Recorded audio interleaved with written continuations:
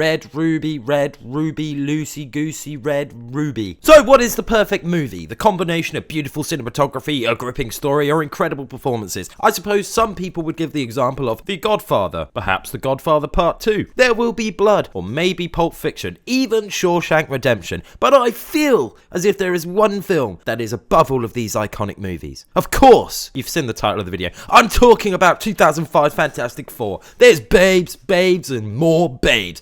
Alfred Frosted Tips, rubber bodysuits, and Jessica fucking Alba, the babiest babe of them all. This film pushes the limits for what a superhero team-up movie could have been. First, we had the X-Men, which of course is one of the most influential and fucking awesome comic book movies of all time. But this movie did something with balancing each character equally, giving them a moment, showing their spotlight, kinda. So with the first approach of the release of the Fantastic Four's introduction in the ever-slippery MCU, it looks like a very good attempt to bring in something fresh and new to the MCU that fans are hungry for. So I've decided to look at both of the original. I'm not looking at the 2015 one because I'm not even going through that. As with most comic book characters at this point in time, studios were able to deviate from the source material a lot more than they can these days.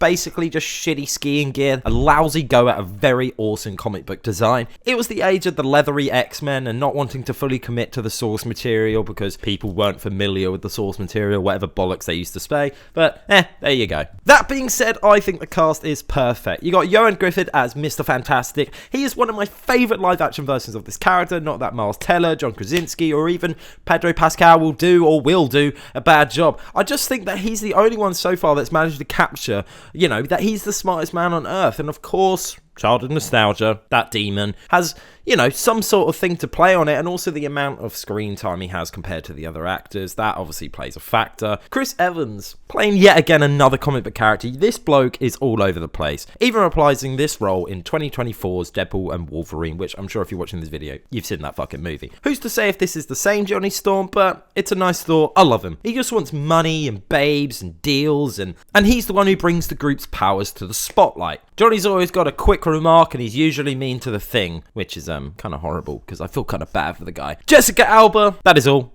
Nah, she's a pretty poorly written character in this movie, and I don't feel bad for her because she's a somewhat okay actress. You know, she's not amazing. She's got a great body. Yeah, you saw my video on Machete. Arr, god damn. Anyway, yeah, there's not much to say. They just wrote a bunch of bullshit reasons for her to strip down because, you know, her clothes don't, go invisible with her or whatever. You know, because who doesn't want to see a mid-2000s Jessica Alba in her underwear? What? You don't? You must be one of those gays I've heard about on the news. Anyway, Sue Storm is the most incredible, powerful fucking character in comic books in the fucking team. She's the strongest member of the Fantastic Four, but always gets sidelined because she's a woman. God, women have it hard. Like, really hard, dude. She used her construct to defend against and attack foes like Annihilus, Blastar, Herald of the Weak, and Ultron, the big boys out there. Apparently, she taps into the same energy as the Celestials use, so she's pretty fucking powerful. They never have, and maybe never will, show Sue Storm's unchallenged potential. Now the man himself, Shield of the Star and no ordinary family, Michael Chiklis is fantastic as the Thing. I love him. He's got some of the best lines of the movies. He has a real heart and soul of the team. Despite that, the effect when you look at his face is kind of terrifying and reminds me of that Gordon Ramsay pilot disguise he uses in his 24 Hours in Hell. It's got the human eyes, man. It freaks me out. Anyway, this movie does a great job at showing Ben Grimm and how he got the fucking most unlucky outcome out of the disaster. They all got their cool powers. Yeah, okay, it's pretty cool having super strength and being super durable and that. But you're a fucking rock monster. He loses his wife because who doesn't want to fuck a rock, you know?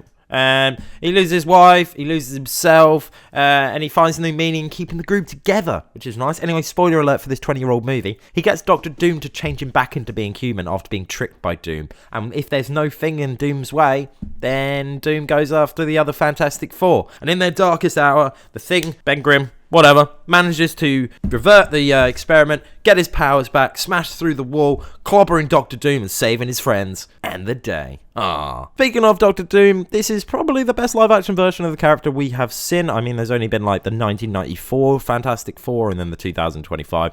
Anyway, he's played by Julian McConaughey. I definitely just said that wrong, but who cares? Who is a really fucking recognised, but I can't figure out where he's from. I've looked at his IMDb, but anyway, he's a great sense of power, cruelty, and I also felt kind of sorry for him. He was super successful and thought he was helping out his mate, you know, and his girlfriend or whatever, and instead it's just become this whole mess.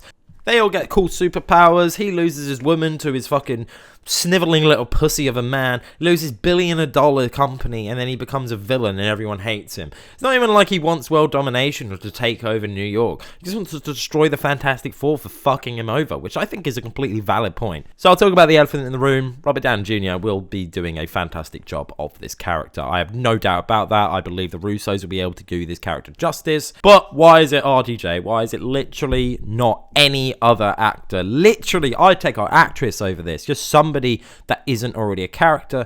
Now, obviously, I know in the last few years, you know, in phase 4 and 5, I'm going to call it season 4 and 5, phase 4 and 5, you know, I understand they brought in the variants, multiverse, all that type of thing, so it's probably going to be an element on that they can play off.